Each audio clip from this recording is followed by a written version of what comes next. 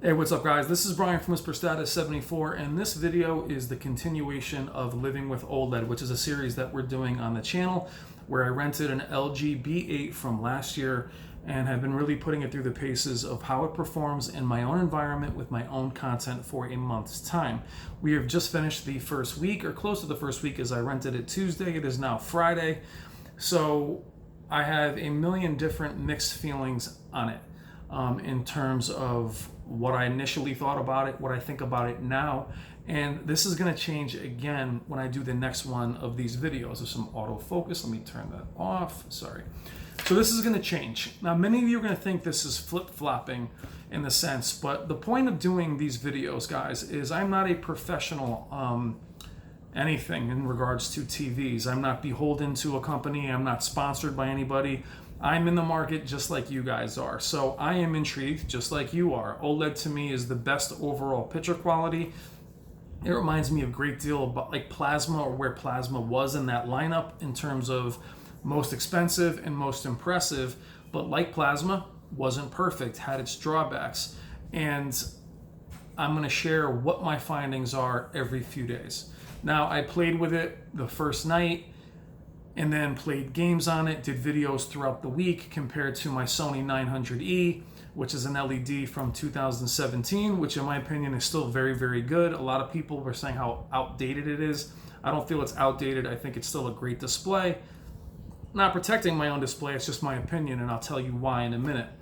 So I had them side by side with all kinds of content. I only filmed one game, but we'll show other games down the road, and I wish I could show you movies, but I can't due to copyright. All I can do is really describe it to you. Even paused images are getting flagged these days. So the flip-flopping is going to start with the initial wow factor. So the things that we talk about with OLED, in my opinion, its strengths, its contrast ratio, number one, its lack of local dimming, turning off at the pixel per pixel, is number two, meaning the lack of screen uniformity issues. There is no blooming, there's no highlighting of zones, there's no transition of zones, everything is just there. And it has this painting look to it, this very clean, crisp look to it that doesn't remind me of Plasma. So what the OLED has in many ways is all the strengths of Plasma with none of its weaknesses, meaning it's very bright, or at least it's bright in its perceived contrast. Back to strengths. The strengths of OLED is perceived contrast, our perception of a brighter image due to how black the blacks get, which is its greatest strength, but in my opinion, it's also its greatest weakness, and that's what we're going to talk about today. Now, this opinion is going to change throughout the week as I look and watch more content, and that's why it's important that we're having this discussion, that we're talking about this discussion. Also, before I get back into the OLED, there is a channel called FOMO on Tech. It's a small channel. The guy does a great job. He's very knowledgeable. You'll see him in the comments. I'm not sure if he's part of the community or not, but he has the Hisense that so many of you are asking me about. He actually has the display. He has it compared to the Quantum XP series and some other displays. Check him out. I'll put a link in the description to his video, and then you can check him out. The idea behind me telling you about other channels, guys, is that this channel is not a channel that claims to know everything. This channel is, I'm going to steer you to the information that you can get. We're all here. It's like we all go out and come back to this spot. That's what this channel is. It's a discussion. It's not me knowing everything or knowing anything. I'll steer you to get you the information that you want. I know a little bit about the Hisense. I've read a lot of reviews about it, but this guy has one and he's comparing them and he seems to know his stuff and he's very, very nice. Check him out. I'll put the link to his video below. So back to the OLED. I just had to do that because you guys were really concerned about the Hisense. Back to the OLED. The first day, guys, the wow factor was off the charts. I mean, off the charts. How crisp it looked, the color, the three-dimensional image. It just had this image that was, it had like that parallax where going through different backgrounds, it just looked like it was popping off the screen. It looked like it was hovering above it. Loading screens look like they do when you're on VR, where the loading screen is a little bit ahead of the image. It looked like it was almost jumping off the screen, which is what we really want when it comes to 4K and HDR, is that pop. The black level, stunning.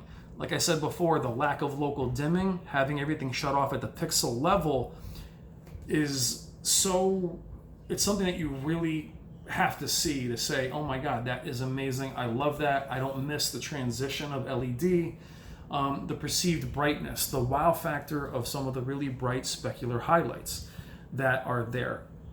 The key word though in that is perceived, meaning perception.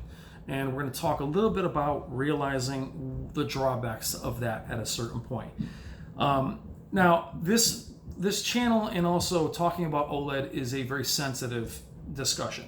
There's a lot of love, there's a lot of hate. Right now there's a lot of love because I'm in love. It looks like I'm in love with this technology.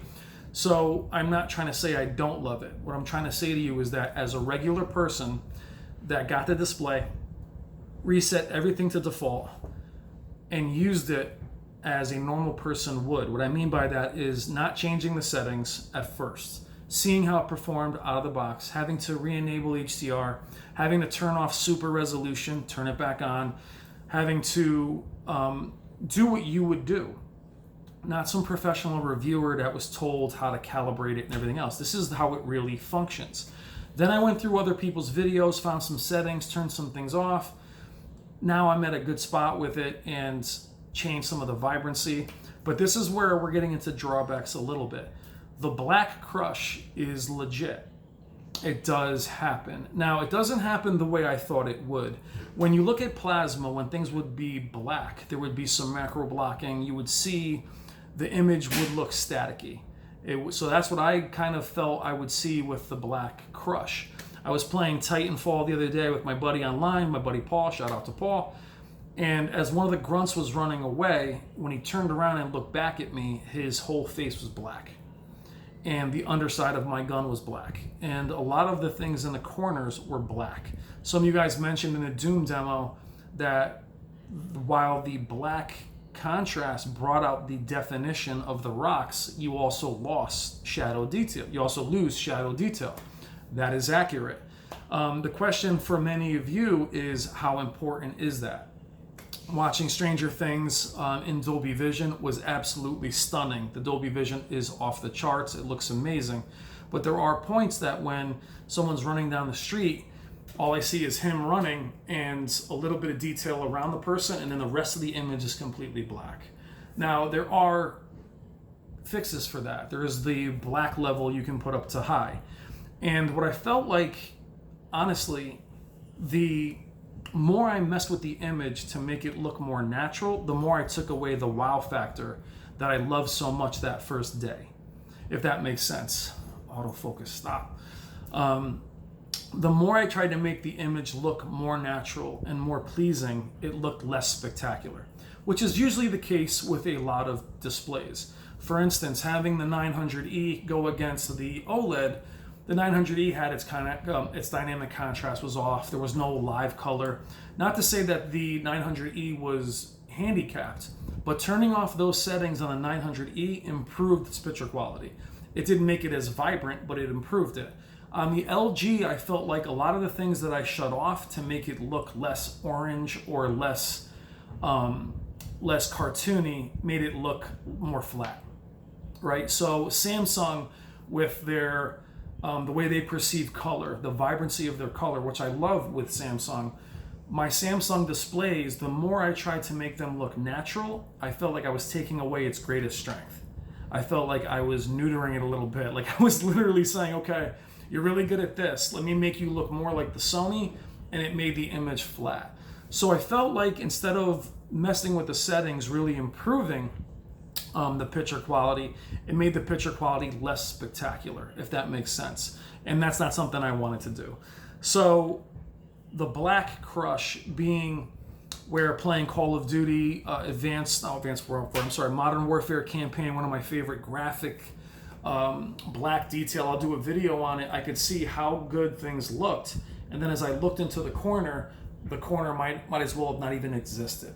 Now, if I take black level and I elevate it to high, then, which may be what a lot of you guys do with yours, it took away the greatest strength of the contrast. and I liked it better at low. So there is that shadow detail, the crushing of blacks does happen. It does happen probably the same way super bright displays clip highlights.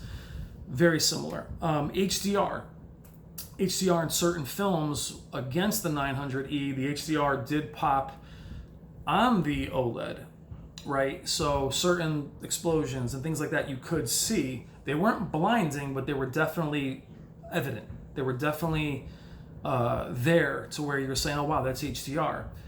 But as I watched it more and more, the perceived brightness, it became clear that it is perception more than reality.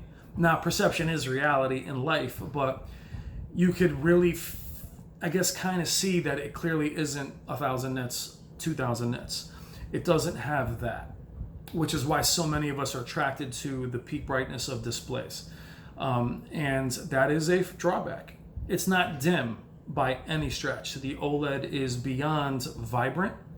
It is beyond clean, but that contrast is so set, but that punch of a specific brightness isn't there. It's perception. So when I'm playing a game like Wipeout, where the blinding sun comes in, it almost falls a little bit flat. It's there, like it wasn't at Gears. It's there to almost make you feel it, but it doesn't feel like it's really hitting you.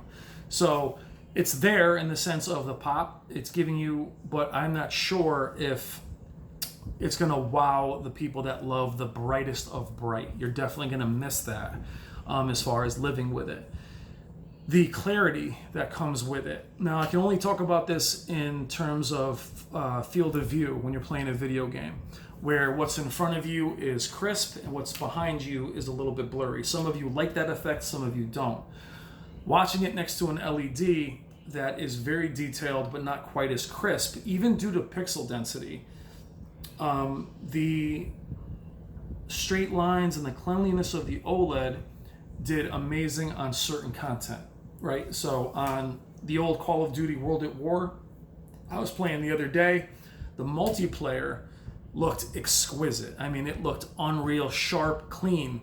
The campaign, where they removed the grain, used to be able to take the grain down, did not look good.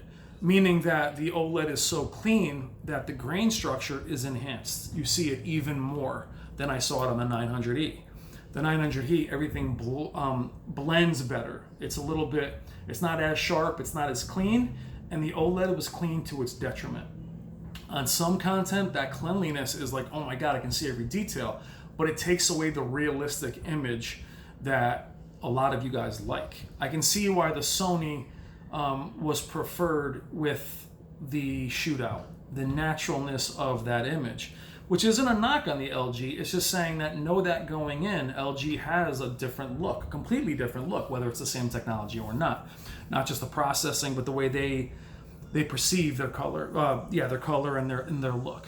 So certain things were incredible. I found as I was getting through other content, things that were very grainy were even grainier, in a sense of some of the noise was more evident instead of less evident, which makes sense because a lot of you guys will say that, hey, the higher resolution is, the more it cleans things up. It's a misnomer. The higher the resolution is, the more you see the grain structure.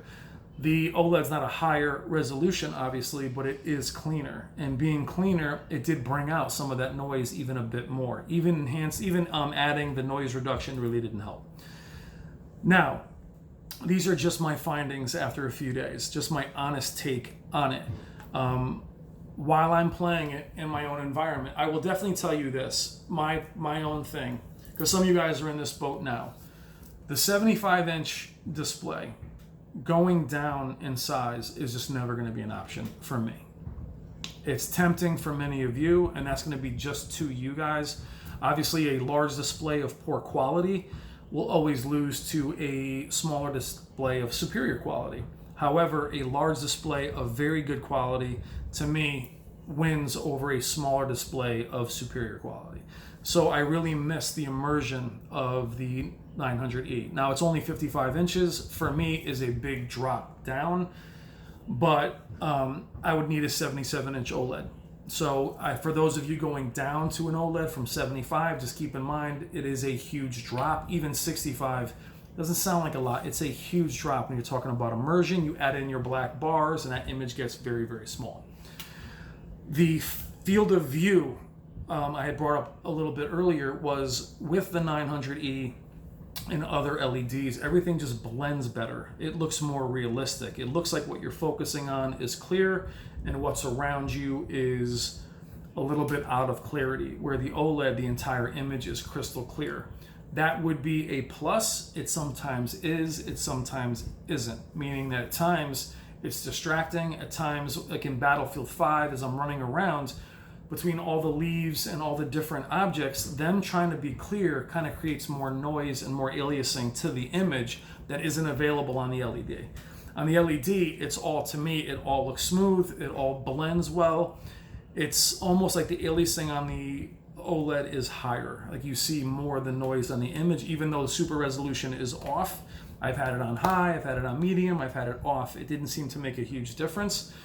It did make it clearer when I put it up, but when I take it off, it still has a very crisp image, sometimes again to its detriment. Now guys, this is just my honest assessment of what it's like to live with it.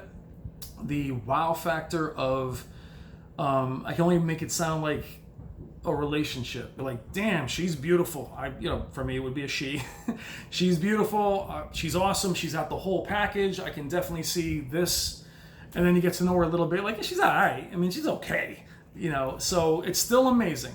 Don't get me wrong. In my opinion, it's still the best overall picture quality. But living with it, once that wow factor dissipates and reality sets in, I'm telling you, the first day, it felt like everything that I put on it looked pristine. But I was putting it on 5 minutes at a time, 10 minutes at a time, sitting and actually watching a full episode of a show, playing a game for a while. My biggest drawbacks right now, as of Friday, I think it's the 9th, less than a week into it, it's not as wowish. Now, why is that important? Well, what's important is for those of you looking at an OLED, for me, now if you're in the UK, the OLEDs are cheaper. And I'm not sure about other regions. Around here, they're a good deal expensive. Looking at the Vizio Quantum XP series, which, people are pretty down on, that TV goes for $21.99 right now. The C9 goes for $7,000 right now. So you're talking about, nearly triple the price. Is it triple the price better? That's what we're talking about here, guys. Is it a couple $100 better? Obviously. If it's $1,000 better, I think it is. You're getting into triple or double the price. That's what we're talking about value. That's why the Hisense is important. That's why the TCL and the Vizio, that's why they're in this conversation, guys.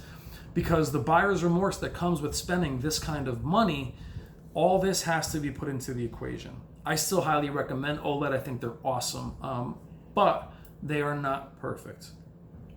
And that's what this video is about. To sit here next to that display and love it as much as I've loved it this week, and then miss my girl, the 900E to my right. I mean, literally miss it. And then playing games on it, turning off the OLED. I felt like this warm feeling. Now, there is a novelty there, but I want you guys to just be a little bit more present with what you have before you toss it. That display does everything really, really well. Doesn't do anything amazing, but does everything really, really well. The OLED does some things off the charts amazing, and other things I just don't like. The black being its strength is also its greatest weakness. The perceived brightness or perceived contrast being its greatest strength, in some ways is its greatest weakness. Playing some of the, for instance, the Wipeout game, when I'm playing that game on the 900E, the sun coming in kind of hits me. I almost feel the warmth from it. On the OLED, I can still see it, but I don't feel it. Meaning it looks like the HDR is almost painted on the image, if that makes sense. So in some ways, the dimensionality of OLED is so evident. In other ways, in some of the HDR content, it's flat. It seems flat. It seems a little bit like the HDR is an illusion. Now, I know the hate's gonna come at me, and that's okay. I'm here to just explain to you how I feel about it this week. It might change in a few days when I sit and watch other content. I will tell you, Dolby Vision is awesome. Dolby Vision being hardware-based on the LG versus app-based or software-based, I know it's built into the chips, but having it be really inherent to the OLED is a game changer. It's not a little bit better than HDR10. From what I can see, it's night and day. It's not just color information. Some of the ultra carbon, some of those other films look ridiculously clear. So the OLED also gives me a cleanliness to those close-ups that I would only really see with Samsung, which is surprising because the comparison to plasma is unfounded, because plasma is always a very soft, warm picture. This is a crystal clear picture. So Dolby Vision, to me, is worth the difference if you really want that extra. And there's a lot of content for Dolby Vision. Awesome. I mean, amazing. I was really blown away by it. We'll do a totally separate video on Dolby Vision. But these are some of the drawbacks, guys, as we're talking about living with it. The first night, I couldn't put it down. I was playing it constantly. I just remember how exhausting to do this is with content and everything else. By day 3, I'm like, I'm all set. So that's telling right there. That's telling. That's telling me that, you know, it's not over. We're not done with LED. It still has its strength. It's still something that I love in my heart. Not just because I own one. Now, guys, me owning one is nothing. I'll take it and I'll put it on my wall in the living room. But it's paid for. It has value. It's about being content with what you have before you just toss it to the opinions of people like myself and even professional websites. You have to hear what I'm saying and pick what you can relate to out of it and say, oh, that sounds like something I think, or I totally disagree with him, and that doesn't bother me. So that's just a little bit of what I think. And my first kind of full week, almost a full week with it, the pluses. And this video is a little bit of some of the minuses that you need to take into account. Still recommend them. I still think they are the best all around in terms of their punch and their impact and how real things look. But that black crush that's there, it can be setted. We can take the settings and make it out. But what I was trying to say before is the more I tried to remove these things in settings from some of your comments and some of the information out there, the more I took away the OLED's greatest strength. Bringing the black level up took away its contrast. Lowering the brightness took away its brightness. So the flexibility wasn't quite there for me, and I'm still going to work on it. But this is a video, being honest with you guys. Love it, hate it. I'm sorry if it hurts your feelings, or, you know, but don't throw out those LEDs just yet. Still love them, and we'll talk more in the coming days. I'm getting back to you guys in the comments little by little, and we'll talk during the weekend, and I'll post more videos. But please be patient with the comments, guys. There's a lot of them for me to catch up with, and I do try to respond to all of you, but I'm pretty behind.